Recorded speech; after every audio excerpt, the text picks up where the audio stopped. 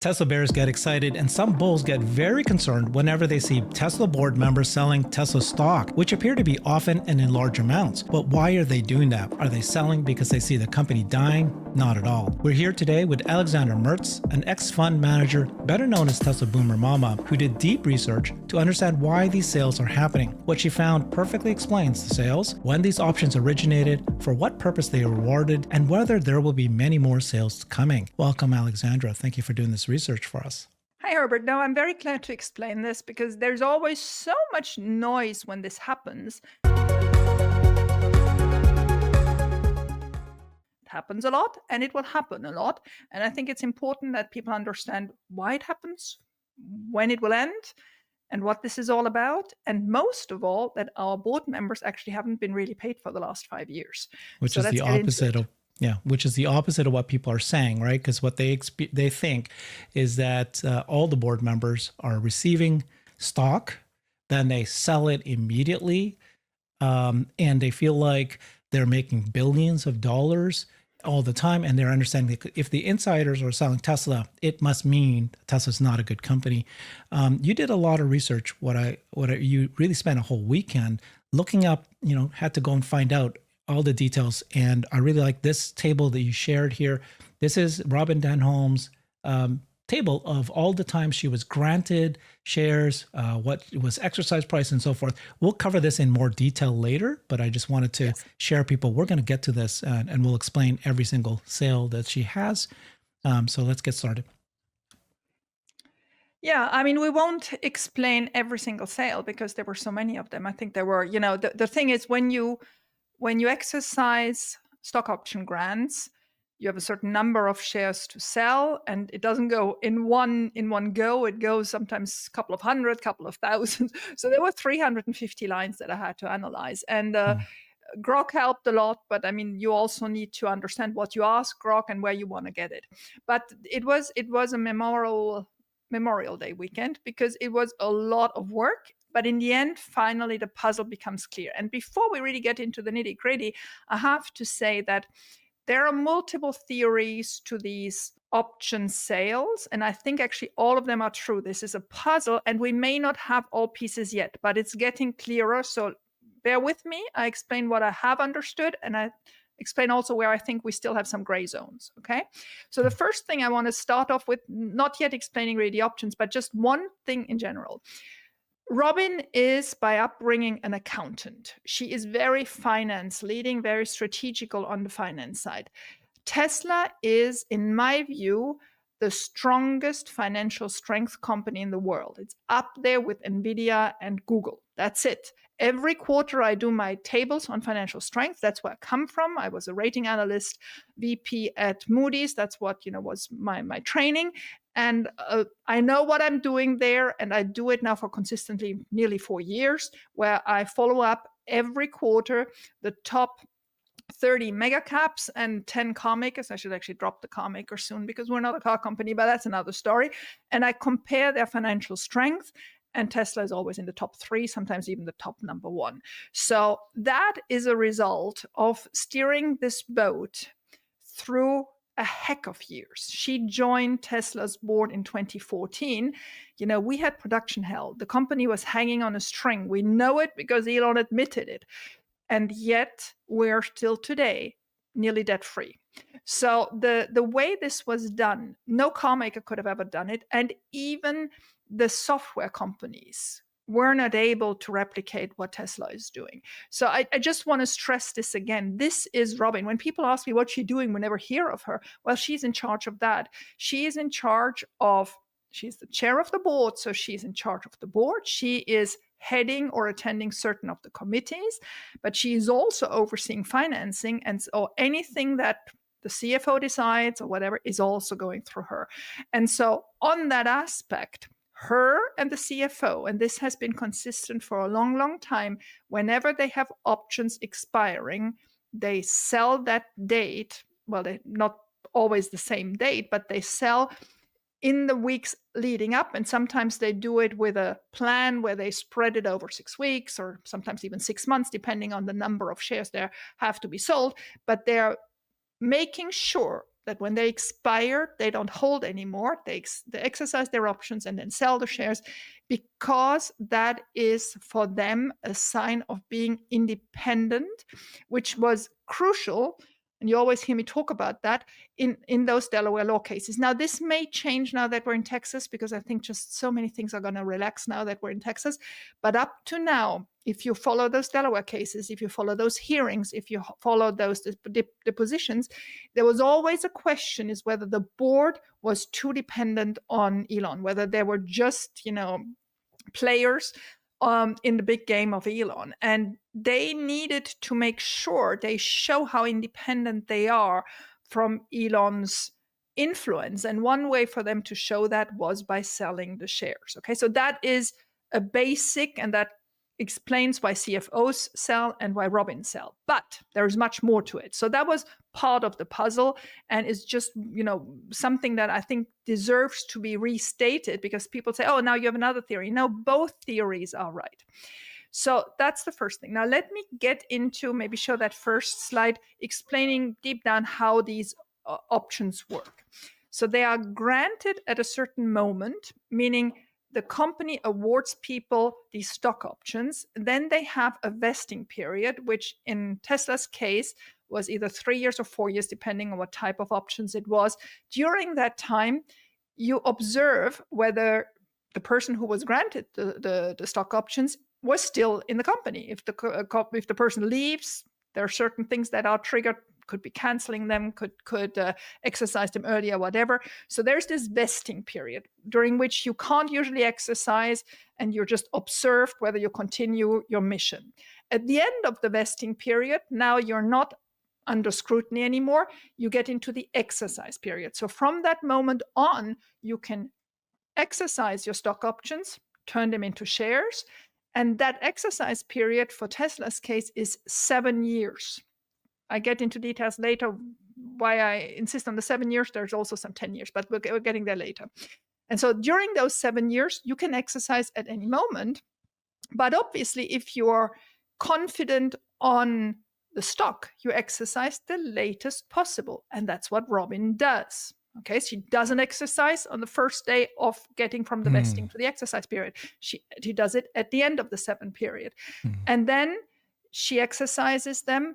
Now she has the stock. Now she sells the stock, and there she has a taxable event, and then whatever happens with the money, we're getting to that in a moment. So there is a clear line of things happening, and when people are nervous or upset about the sale, they completely forget at what date these options were granted, how much time they were sitting in the vesting fridge, I call it, and then how long she had to exercise them. Did she exercise them early or late, even very late?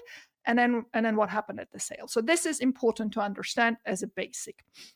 Now, let me get a little bit back to the history of Tesla. Tesla, if I remember right, was founded in 2006. Then Elon got it in 2007, and then it IPO'd in 2010 as a Delaware company.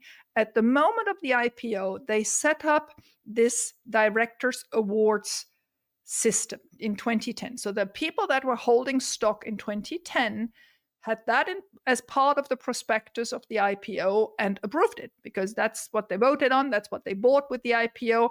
And so this was known. This was not something done behind closed doors or whatever. No, this was approved by shareholders.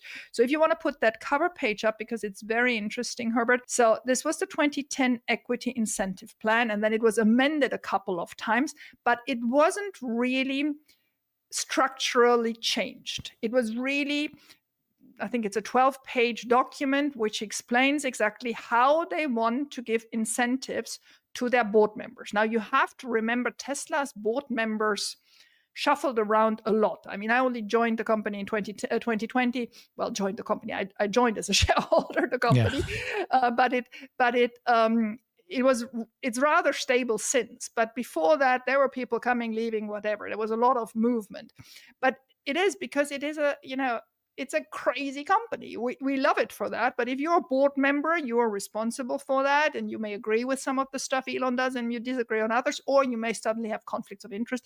Anyway, so there was a lot of movement. But in 2010, it was this, look at those videos of Elon when he did those CNBC interviews at the IPO. You understand what a young little flower it was, right? Mm-hmm. So to get these high-level people interested, you had to give them some cookies.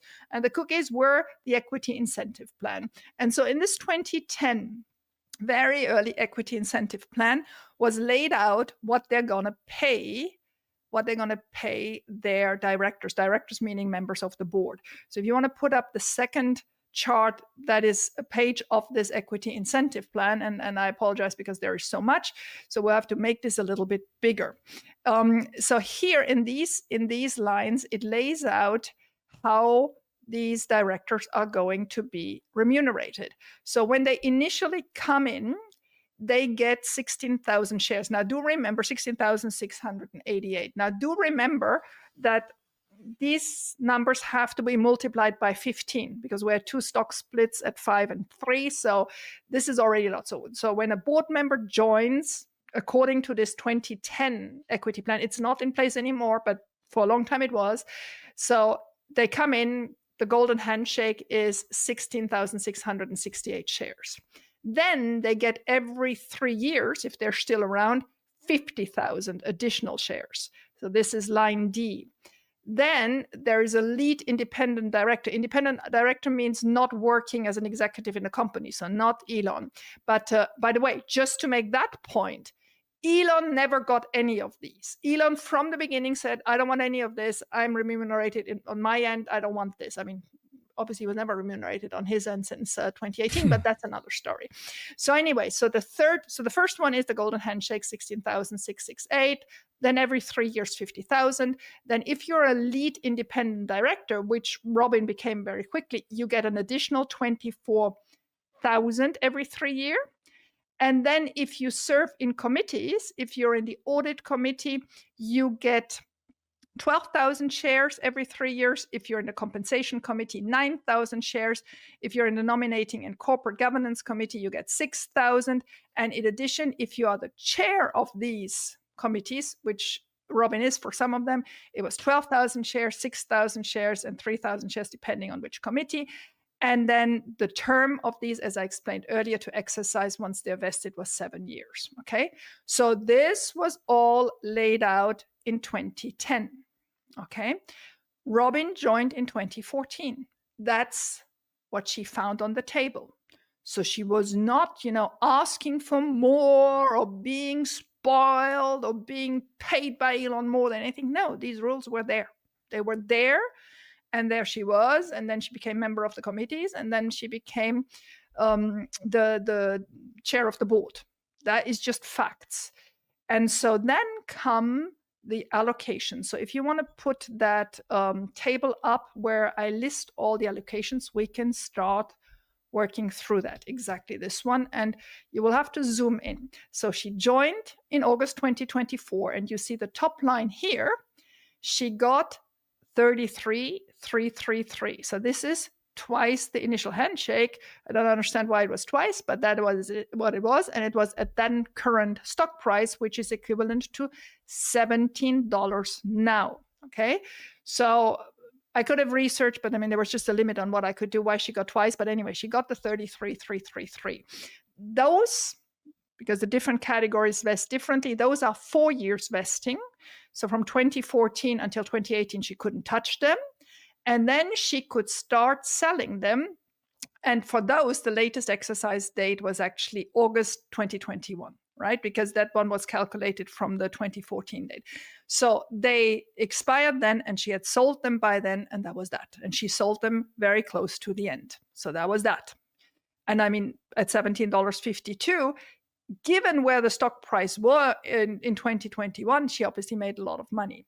Then in the same year, on the same date, she got those 39,000, which were these committee ones. These committee ones are 3-year vesters. So again, this was, again, a very golden handshake, but nobody screamed in 2014, and I wasn't around to even look at it, so I can just report the facts.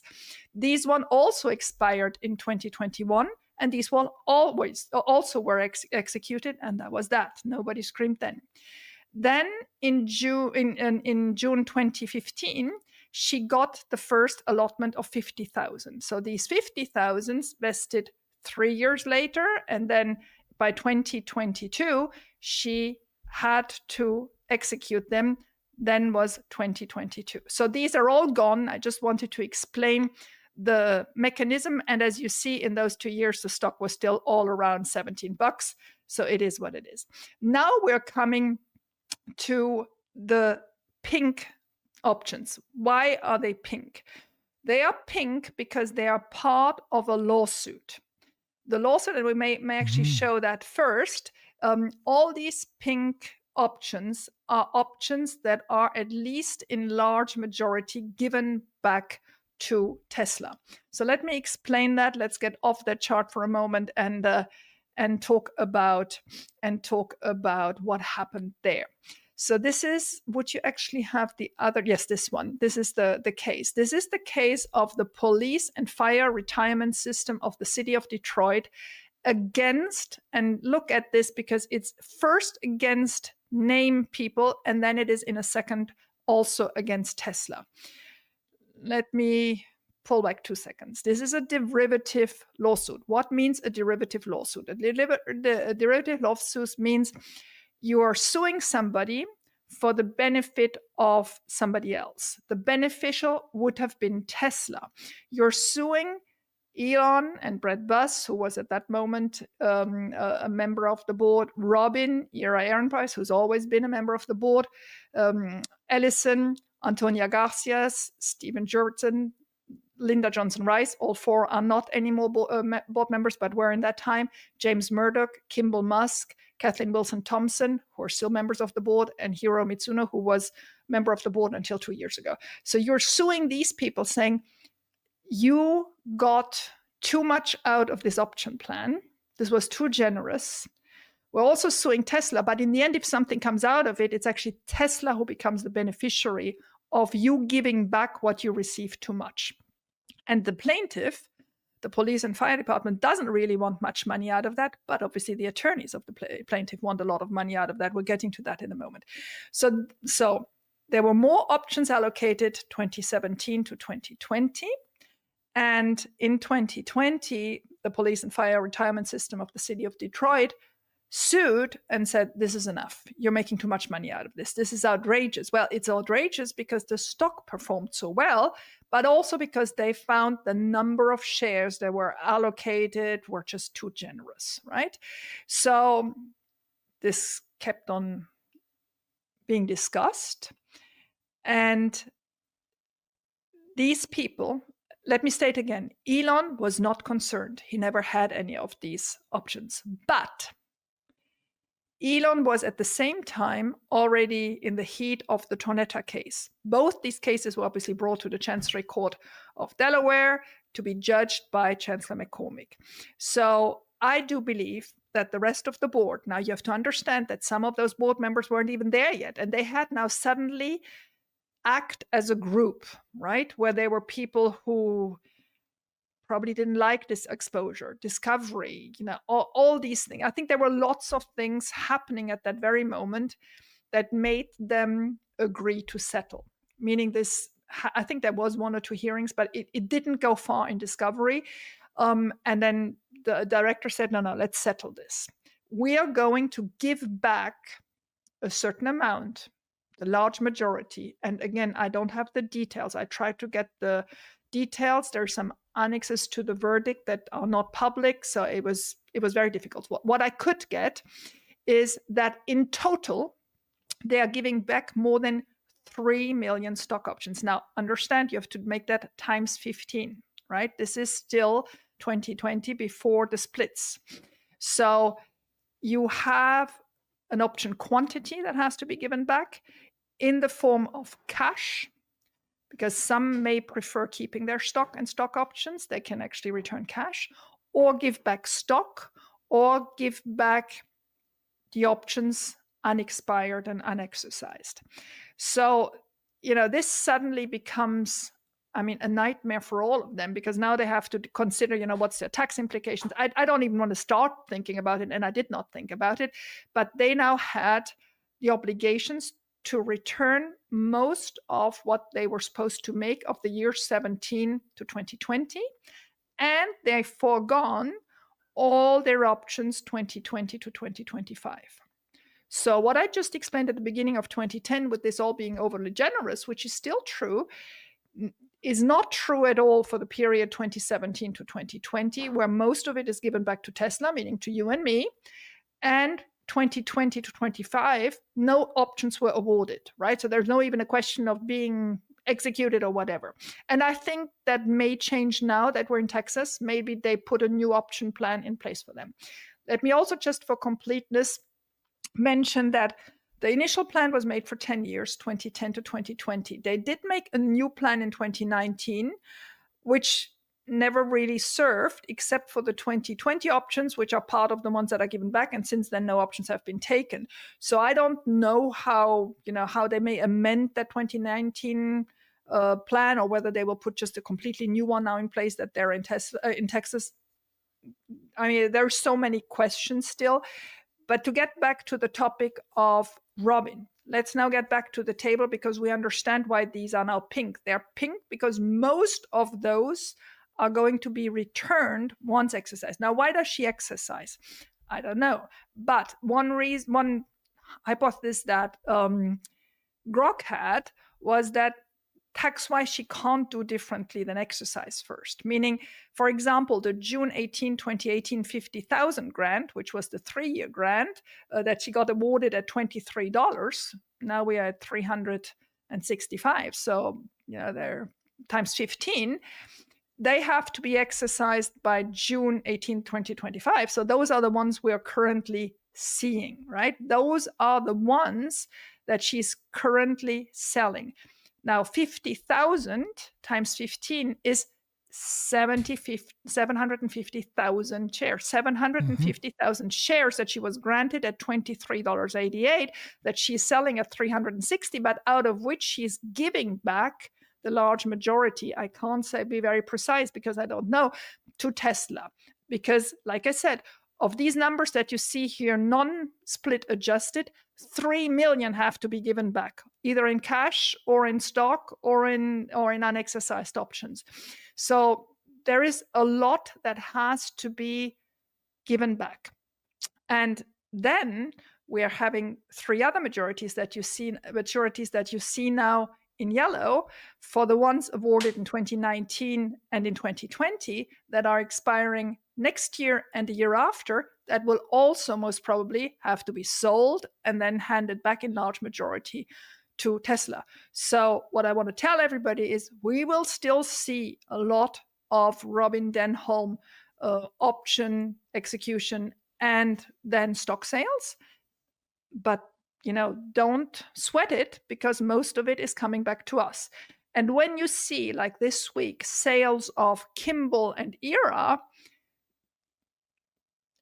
exercising stock, they actually didn't sell it, but exercising stock, when you see 2 of them doing it the same day, well, it is because they got awarded, came to that last exercisable date, or come close to that and have a plan in place to stack it over multiple weeks. And then most of that goes back to Tesla. So it's not Kimball selling at the high. It's Kimball selling because he comes at the very end of the tail of when this has to be exercised. And then this verdict obliges him to give back a lot of it to Tesla. Wow. Okay. So I think you've explained a lot. Hopefully people understand what you're saying here. 2017 to 2020, they they settled the lawsuit. And I think you said that lawsuit is actually still in appeal. But right now they're exercising that settlement, which means that every time they're supposed to return it. So they have to wait until they vest, until they exercise it, and then they return it. So all these sales that we're seeing now, and you pointed out exactly the ones for Robin, people are screaming, why is she selling? When the company's about to go robotaxi, about to have bots, she's actually forced to, because it's a settlement, and she has to give back those shares, and this is how you do it. And then exactly. And weirdly, let me just address this. Let me address quickly the appeal. So just to tell you a little bit about the timelines in Delaware. It is nuts. So the lawsuit was filed by the Detroit Firefighters and Police Retirement System in 2020. The settlement was worked on during 22, 23, 24. And then finally, the judge didn't have to do much because the lawyers settled it, right? They discussed how to settle this. They brought the paper to Judge McCormick, who approved it. And then in January this year, January 2025, did her verdict. And then the only thing outstanding was how much she would give the plaintiff's attorneys money, the lawyers. Mm-hmm. And there she went really high. This is one of the top 5 attorney fees ever allocated. Now, remember, it was a settlement. It was a settlement. And Tesla said, okay, we agree that these lawyers worked, there was work getting the settlement worked out. And again, there's still so much, unexplained for me because there's so much work in understanding all this back and forth. But anyway, so Tesla said, we agree 60 million, right? There she goes for 176 million. So the appeal that was brought forward last Friday, just a Friday late before Memorial Day, by Tesla to the Supreme Court of Delaware is not on the settlement itself. The settlement they have acknowledged, and they're in the process of returning those shares and those options, but on the lawyer's fees, saying this is just much too much. Now, they have amended a little bit their number. They're saying we agree now that the lawyer should have 70 million, but not 176 million. Yeah. So the appeal is very precisely only on the attorney fees. And that's the point, I think. The lawyers make so much money, and Delaware judges are just granting them that. It incents them to keep doing this, regardless of, is it fair for Tesla shareholders? Is it fair that these board members are actually making more money than they're supposed to? None of that. Just remember, it's because the lawyers smell like they've got money. Now you got 2020 to 25. That's 5 years. They got nothing. They've had nothing. Exactly. They've chosen nothing. Now they might come back later maybe, but right now, 5 years of work, nothing. So, I mean, do you want to be a board member for Tesla, given the stress this means, risk, given the work you do, the risk, every lawsuit, the attacks, the shareholder meetings where you have to, be stellar, the proxy statements where you have to be so precise that there's a hope to get through, the votes that you want, and be remunerated nothing. I mean, let me correct that. They have a little fixed token. I think for all board members, it's 80,000. And for the chair, Robin, it's 200 and something. But I mean, she's paid much less than any engineer in Tesla. And that's fine, But I mean, no options at all. This is crazy. So they've forgone that. And I think rather than screaming at her, we should actually honor our board being, so generous, saying, okay, enough, no more lawsuits. Now, it also speaks to Delaware, how screwed up, sorry about my English, this state is, and how good it was a decision that we're going to Texas. And let me just reiterate that. Why?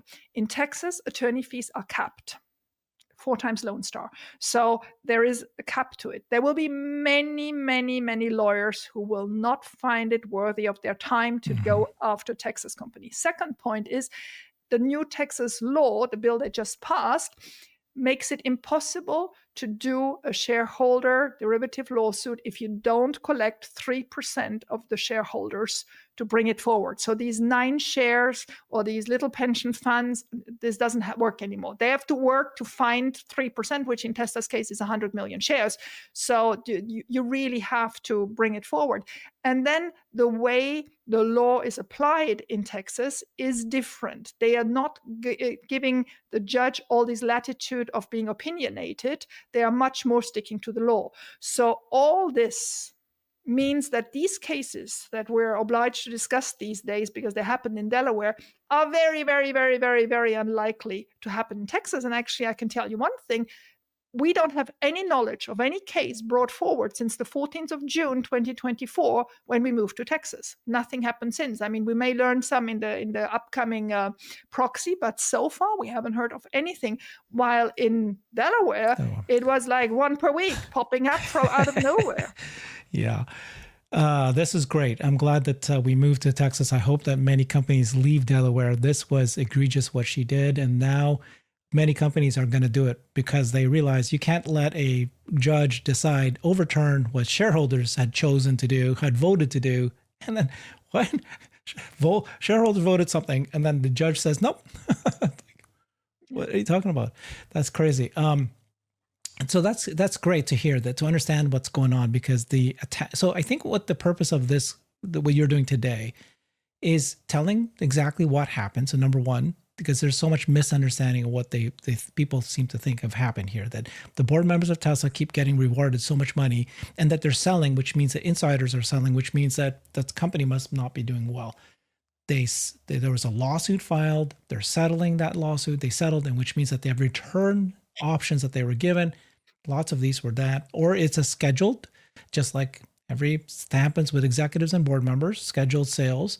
And then the fact that they didn't even get anything from 2020 to now, it's like, it's the opposite of what people think that they're. And then, the reason why it's such huge money, somebody goes, Robin Denholm's like $100 millionaire. Yeah, because the stock 20x, because she did her job right. Rise with the tide, didn't we all? Yes, didn't we all? Like it's like what? Like you should be punished if you made the company succeed, because the more you made the company succeed, how dare? It's like we gave her too much. It's like, I mean, that is the principle of capitalism. If you don't like that, go to some, invest in some state where there's no capitalism and see what's going to happen. Yeah. This is great. And thank you for all that work. Any kind of other thoughts you had here about what you want to, the misunderstanding that people have? No, it's not really about the misunderstanding. I just want people to understand this is such a complex issue, and I don't expect everybody to do the work I was doing. And again, I don't feel I'm at the end of exploring everything that happened here and happens here, because it's just so much moving parts and so much information is not disclosed because some of those lawsuits do not. But the little we know is really helping us to understand that there is no bad intent or no bad thoughts about Tesla or whatsoever. There is just a logic behind it that is completely acceptable. And I feel that if Elon trusted Robin Denholm for the last 11 years, she should have the benefit of the doubt that we should trust her too. Appreciate all the work you did. Thank you so much, Alexandra Mertz. We will give links, I guess. We'll provide links to more information, just so they understand this on the show. Thank you so much, Alexandra. Appreciate you. Thanks, Herbert. Bye-bye. I've created a website that is the most comprehensive resource for the Tesla investor. Please check it out. Simply go to my website at herbertong.com.